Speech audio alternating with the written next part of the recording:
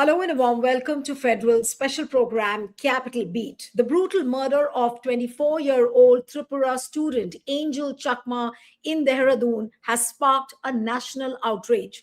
While the victim's family alleges a racially motivated attack involving slurs like Chinky, Momo, Chinese, Dehradun SSP Ajay Singh has denied these claims in the latest update in this horrific case. What the SSP of Dehradun has been saying is that the incident began as a dispute between friends and noting that one of the accused was from Manipur himself. Now, in the meanwhile, if I may give you some more updates regarding this story, NHRC, that is the National Human Rights Commission, has also sought a report on the Tripura student Anjel Chakma's allegedly racially motivated killing in Dehradun. And it has also directed Uttarakhand government to ensure the safety of the Northeast students. Now, this incident has definitely sparked a national outrage, and people are calling this a hate crime. People are calling this some unacceptable racial discrimination. And why should it be acceptable like this in a society? Why can't the system respect diversity? Do we need a separate law on racism? These are the conversations which you will find dominating on the social media, and people are really angry. And now, with the SSP of Dehradun coming out and saying that it doesn't look like a racial case of racial discrimination, it all began in a jest, is the Uttarakhand government or the Uttarakhand police trying to dilute the whole matter. We'll try and discuss all of this. Joining me this evening is Sujata Paul, who's Congress spokesperson from Uttarakhand. Sujata, thank you so much for joining. We have Suhas Chakma, who's the director of Rights and Risks Analysis Group. Thank you so much, Suhas, for joining. We have Samir Purkaistha, who's a senior editor from the Federal, who covers the entire Northeast. Thank you so much, Samir, for joining. And I'll begin with Sujata. Sujata, now the Uttarakhand police, the SSP, is saying that it doesn't look like a case of racial discrimination. What are they trying to do? I mean, are they not diluting the whole matter? Are they not diluting the gravity of this entire incident which has happened? Clearly they are trying to handle it, so to speak, and it's not about diluting only, but because they have faced a lot of flack, that is the reason why the entire government is out trying to manage the situation. Now, first you spread hate, and when you see the repercussions of that hate and then you see outrage across the world, then you try to handle it in this particular manner. As far as the SSP is concerned, it is abominable that he has said that this is not a racial crime. Why was the young man Angel saying that I'm Indian? If there wasn't any such thing which had kind of provoked him. And I am here, in fact, at the Doon Library Research Center, where we just held a condolence meet for Angel Chakma. And believe you me, this is not the character of Dehradun. This is not the character of Doon Valley, and that is a sentiment which was resonating amongst the people who attended. And the fact that there were a lot of former IAS officers here, I'm hoping that they will call out the government as well when it comes to these hate crimes happening in Dehradun, which is an educational hub. And I myself have been a teacher at Welham Girls School, and I've taught there for 15 years, and I never ever thought that this is something that I would have to face in Dehradun. And today, So everybody is outraged. talk about Sujata, in Dehradun, if you talk about, is this first of its kind incident which has not been seen earlier, and this is a new kind of an incident which is As far as racial slurs are concerned, I have heard people saying that people use racial slurs against them, but this is the first time ever that this has reached this stage. So it doesn't happen in a day, when you start spreading hatred. And this is a city which was known for embracing people, and people from across the world come here to study. And these two young men who were studying at two different universities clearly had come with a lot of hope hope. And there are about 25,000 people from the children from the Northeast who are studying here. Just imagine their condition today, because the government itself and their police force is standing up against them when they say that this is not a racial crime. And if this isn't a racial crime, I want to understand why is it that the SSP did not arrest or did not register the FIR timely. And somebody here, in fact, his roommate was also present, Angel Chakma's roommate, and he said that he was a very, very soft-spoken boy, and what he was subjected to is unacceptable, and this needs to stop now. And I think, as far as Dehradun being an educational hub is concerned, people are not going to come here if this continues, and this will affect the economy of Dehradun also, because the Dehradun schools and universities are known the world over for the quality of education that they give. However, having said that, it is more important to understand that the hate which is being spread and by being covered up by the BJP government needs to be called out, and this needs to stop. The chief minister needs to come out and speak about it. The chief minister cannot go and speak to Angel Chakma's parents. And who is Angel Chakma's father? A BSF Jawan. And what have he done? He has been keeping our borders secure, and we are killing his child for being someone that people think is not Indian. Does that mean that we are encouraging our children to go and kill Chinese, Bangladeshis, Rohingyas, whatever you might call them? Is this the India that we want? This is the larger question here, and this is the result of the hatred which is seeping into the society, and this must stop at any cost. A family has lost their life, has lost their child, and by losing him. And today it is important that Angel, wherever he might be, he's looking at us, he's looking down from the heavens at us to make sure that we make this world a more secure place, and at least India and at least Dehradun a more secure place. I saw just a short while back, Sujata, that Pushkar Singh Dhami, the chief minister, has spoken to Angel's father, and then he was getting himself recorded that, look, I'm talking to Angel Chakma's father. And people are making adverse comments about that, that even if you talk to his father at this point of time, why are you getting yourself video recorded? I mean, is it some kind of a PR exercise? How would you react to that? And then I'll come to Suhas. This is extremely shameful that the Chief Minister of Uttarakhand indulges in these kind of histrionics. And the fact of the matter is that he should have reached out to the family and gone to Tripura and paid condolences, because he is responsible as the Chief Minister of Uttarakhand for this hate crime having happened. Now, the fact is that everybody is asking questions on this particular video. In the video, he has also said that one fellow has escaped to Nepal. If he knows that he has escaped to Nepal, what is his police doing? So clearly there is someone that they are trying to protect, and now because there has been outrage, that is why they are trying to manage it, and now they're saying that this is not due to a racial slur. Then why did the boy have to say, I'm Indian? We are all outraged, and the cover-up by the government is shocking. It is very concerning, and as far as the Chief Minister is concerned, his behavior is absolutely shameful. All right, I'll come to Suhas now. Suhas, how do you see this brutal murder of Angel Chakma? What kind of questions does it really raise on the system, on the society as a whole, which doesn't know how to respect diversity? Well, it is not something new. When we were in Delhi University in early 1990s, I still remember there was an article written, I think it was in Times of India, Chinkies clinging onto the campus. And it created such an uproar at that point of time.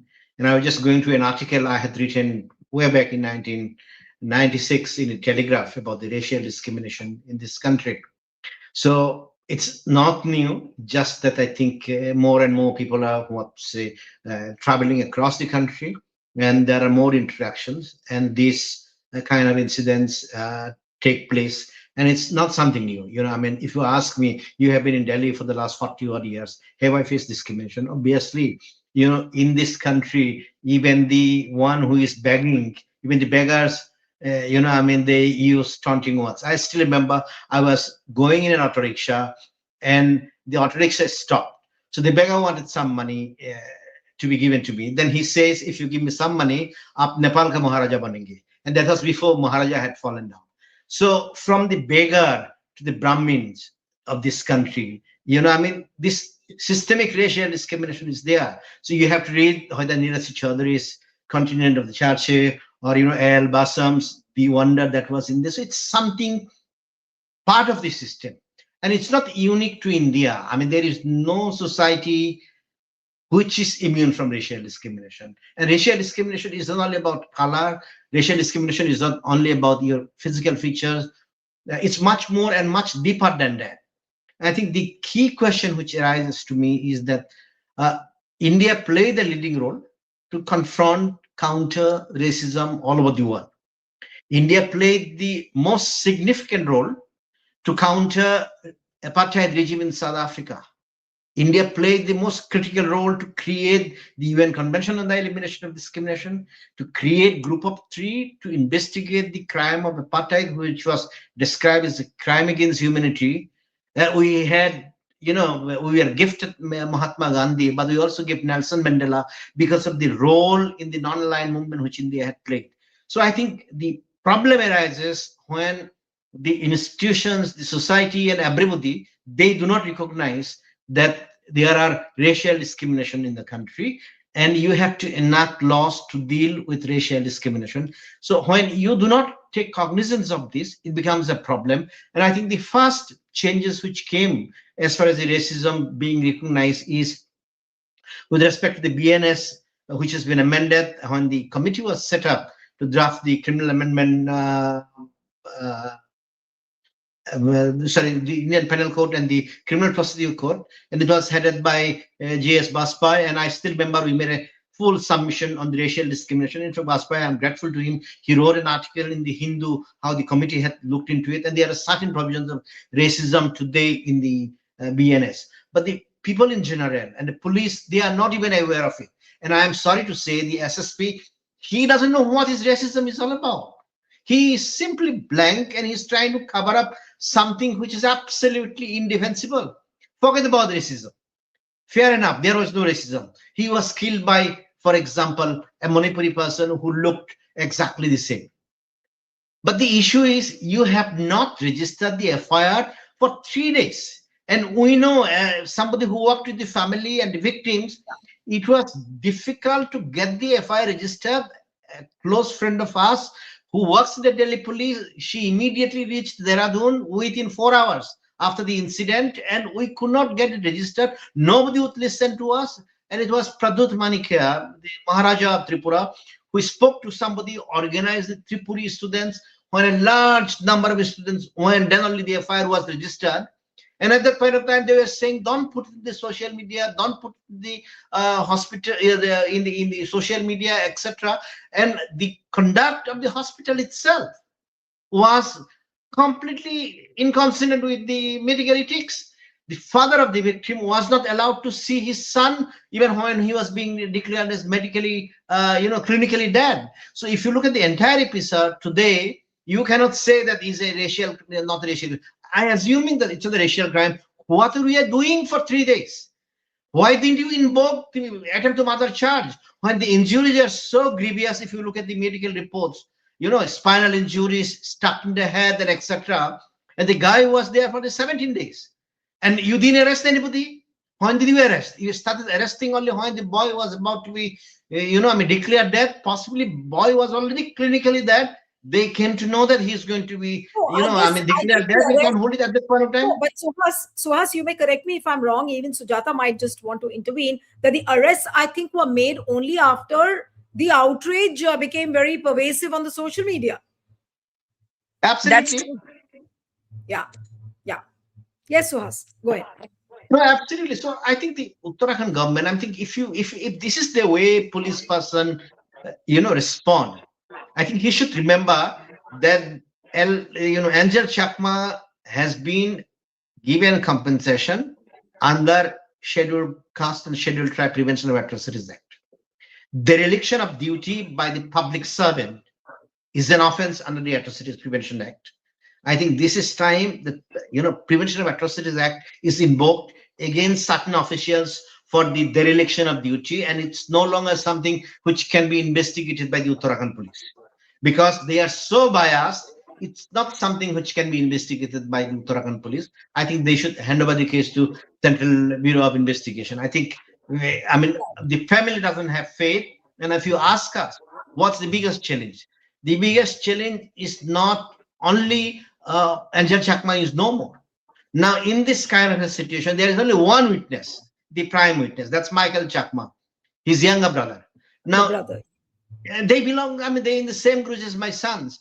I mean, I mean, will I be in a position to send my younger son after the elder son was killed to testify against these people when the police and the system and the chief minister is against it? Absolutely not. I don't think, I mean, even the trial can take place in Uttarakhand. It's something which has to be shifted out of Uttarakhand and, bring in a place like Delhi. Then there is, and the persons who are involved, they have to be provided security. Otherwise, they can be killed just to go and testify. And who will I mean, take responsibility? Nobody. So the state is absolutely hostile. And hostile when? It is hostile when all the chief ministers of the Northeast spoke about it. When the Minister for Parliamentary Affairs, Kiran Rijiju, spoke about it, and all the opposition parliamentarians and the opposition political parties are speaking about it, it's still, this is the attitude of the SSP. So what kind of protection the family and the other witnesses will have? No protection whatsoever. Can It's I it's can it's I really- yeah, Can, yes, can I yes, comment? yes, I yes. need to tell you this, and I hope that Mr. Chakma will make note of this, because the family needs to understand a few other things also. This is really sinister, because the person who was contacted in the Northeast by somebody there, and he was in touch with the family, who really helped the family. He was literally in tears.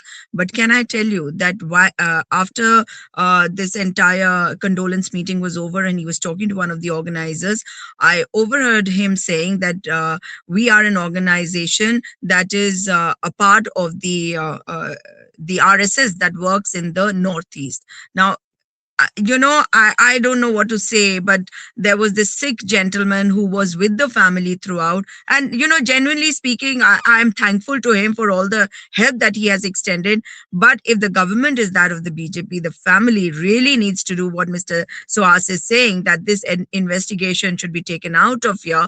Because if the organization which helped them over here is part of the RSS, please do not think that you will get any reprieve here. That you can be absolutely sure of. So I just hope Mr. Chakma will take this information to them.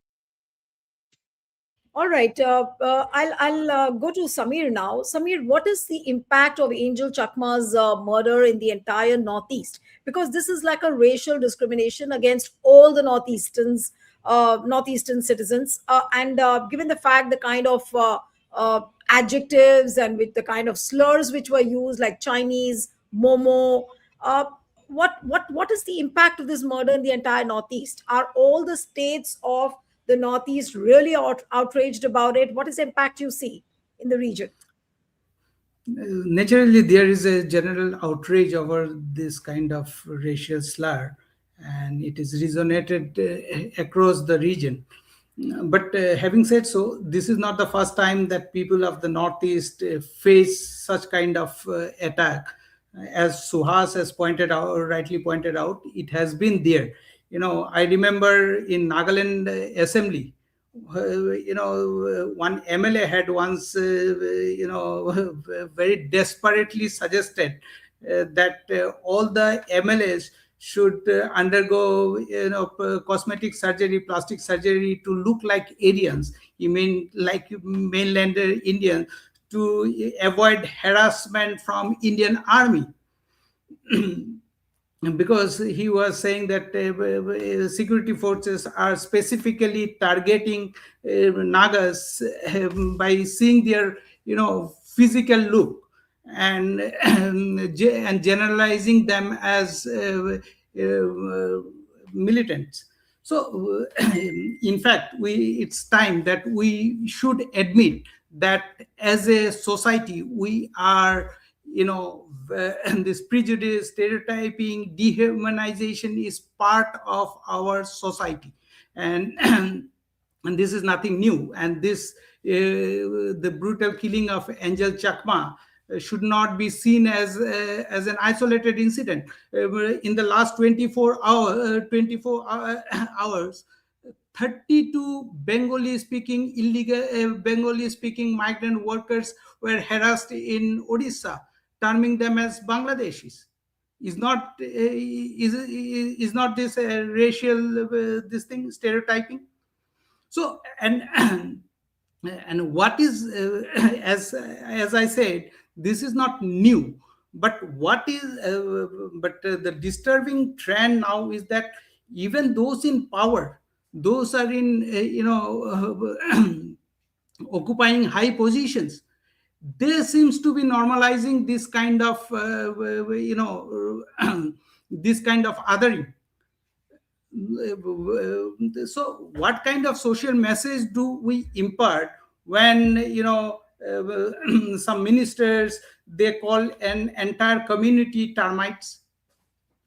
So this is a part of this incident is part of a larger problem in our society, and instead of addressing this, unfortunately, we are actually now making identity a part of policy and political narratives. So, as they say, violence does not begin with weapons; it begins with words, leveling, otherings. So, and Absolutely. this has become a new normal. Home Minister is now in West Bengal. He is saying that this state is swamped by illegal migrants. On what basis he is saying this? Where is the proof? You don't need anything. You just level it. No evidence, nothing. So BJP, they come out with figures that there are 1 crore Rohingyas. Who did the head count? On what basis they are saying this? So this kind of narrative, now when the people in powers promoted this kind of narrative, then stereotyping becomes very normalized in society. It's become and this police officials statement that it was said in jest is part of that. It's because we think that this is very normal to tell somebody you are Bangladeshi, to tell somebody you are Chinky. It's a joke. We take it very casually. So, so coming to your question, yes, there is outrage in Northeast, but what will happen? This is not the last time that this is not the first time that such kind of attack has taken place, and you can take it. This will also not be the last time. So Absolutely. You're right. it will. 100% you're right. But now, Sujata, I'll come to you now. Where does the buck stop here?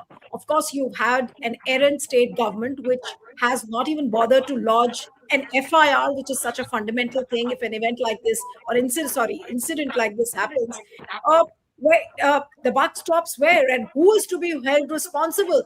Is it Pushkar Singh Dhami, or is it does this kind of an environment which prevails? Does the buck stop at the center? Whom do you hold responsible, and who should be giving the answers? What are the answers? What is the response according to you? Let me tell you that in Uttarakhand also we have tribal population in the border areas with Nepal. Are we going to call those people Nepalis?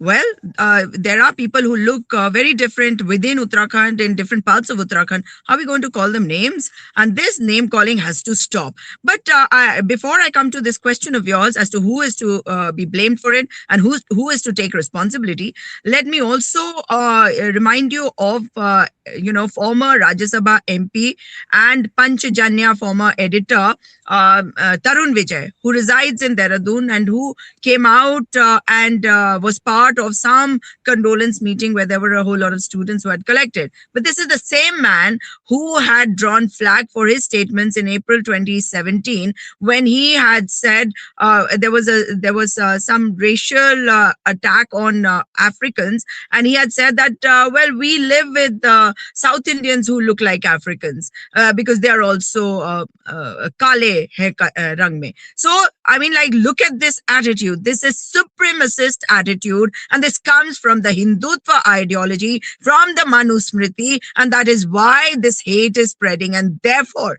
it is the BJP and the RSS which is wholly and solely responsible. How will this stop? It is their responsibility. It is, the blame is on them. But unless civil society, which has become fragmented even more after the coming of Mr. Modi at the center, needs to get its act together, has to come together and has to start speaking up. Because if it is Anjel Chakma today, make no bones about it, tomorrow it is going to be some other kind of divisive divide which is going to happen, and all of us are going to be attacked. And let me also say that you and I, as women, we are under their attack as well. We are also part of this racist slur which has happened today. This racism is against us also, because as a race, the women race is something that the BJP and RSS combined are most uncomfortable with. And that is why all of us need to get together and stand up to them and speak up against them. And, there needs to be a whole lot of marches, whole lot of seminars and talks by those who consider themselves intellectuals, or at least those who consider themselves educated. Because if this does not stop, it is going to disempower women also. Forget the marginalized, because the women are the first ones that they will attack, and after that will come the minorities, the northeast people. And I don't know why are we calling them northeast, because I remember when I used to be in the northeast, people used to keep telling me in the mainland, and I used to keep telling them that you are also mainland, we are not you're not somewhere else, we are all the same country, we are all the same people. How does color matter? How does looks matter? And this is something which is outrageous and which needs to be condemned in the strongest of words, and this needs to stop. All of us are Indians. We might come from any state, any place, but we are all Indians, and that's the bottom line of it. There is nothing as this caste, that community, that region, this area, this gender. The constitution has clearly said that the laws are the same for all of us. We have equal rights. So the people who are responsible, unless we start talking out, speaking out, and holding them responsible and telling them to stop it, they will not stop. Because one man, a few people cannot do that. It is the citizens who will have to come out and do it. I'll take the concluding comments now from Suhas. Many people also have been saying that there should be a separate law for battling racism. Do you think that the law can really solve the problem and the kind of discrimination which is faced by all the citizens of the Northeast who are residing in various parts of the country? Separate law can create necessary awareness, and you have already enacted separate laws to deal with peculiarities of the problem. We have Anti-Dowry Act, we have Prevention of Atrocities Act, we have general rape law, anti-rape laws, and we have the POCSO Act, etc. So that's one part. The second part, I think we have to ensure that, because every society, some way or the other, has opinion about the other community. So it's also about increasing awareness. So increasing awareness can only be done through if the state, as a matter of policy, ensures that people of this country learn about the entire communities. So at this point of time, the way school curriculum or the syllabus is prepared for the young people all over the country, they hardly go beyond their own state. Even the central CBSE syllabus or etc., it doesn't capture the essence of the diversities of the countries. But I will say one more thing. It's not only the responsibility of the BJP. As I had said, in 1990s, when we were studying in Delhi University, there was an article written in Times of India or some other magazine, Chinkies clinging onto the campus, the kind of uproar it had taken place. So it has always been there. And yesterday I was telling another TV panel, look, if BJP is creating the problem. I mean, we have to understand that the people from the Northeast face similar kind of violence, even in Bangalore. Karnataka is run by the Congress government. Law and order is a state subject. You can always bring a state law prohibiting discrimination against the northeastern people and any other people you think appropriate. But the problem with the political parties is they always see from their political prism. I think the way we see it, it's from a national integration perspective. If you bring this kind of special laws, you are not othering others. You are giving the protection so that they can integrate into the national perspective. So that's why I would say, I think, I saw the tweet of Rahul Gandhi and many others. I welcome it. But then again, there are certain state governments which you have under your control. What prevents you from enacting a state law? Because there are so many state laws prohibiting all sorts of discrimination. For example, if you look at the witch killing bill, I mean, you have a law in Jharkhand, you have a law in Chhattisgarh. So if you can have anti-witch, craft bill in the states, nothing prevents you to have a state law against racial discrimination. So that the mirror which you want to show to the BJP, please take the initiative. Otherwise, just saying that the BJP does that, which we all know, that won't be enough. And that's where the problem lies. And that's why, this problem has been there from the beginning and no initiative is taken. It's really heart-wrenching to hear this and see this entire story, the way it's playing out, and the nonchalance and the indifference of the state government, and the way Pushkar Singh Dhami spoke to Angel Chakma's father, and he's getting himself recorded. Why can't this kind of a sensitivity, cultivate in the minds of the people who are on the ruling side? That's what is bothering everyone. For example, what Samir was saying, that Amit Shah is in West Bengal today. Couldn't he have said one sentence about Angel Chakma? That is being sensitive, and that is something which is completely missing out. And I think as a platform, and we should stand for Angel Chakma, and the way he was discriminated against. That is something to speak out about. Thank you so much. We'll have to edit here. Sujata Paul, Suhas Chakma, thank you so much for joining. Thank you.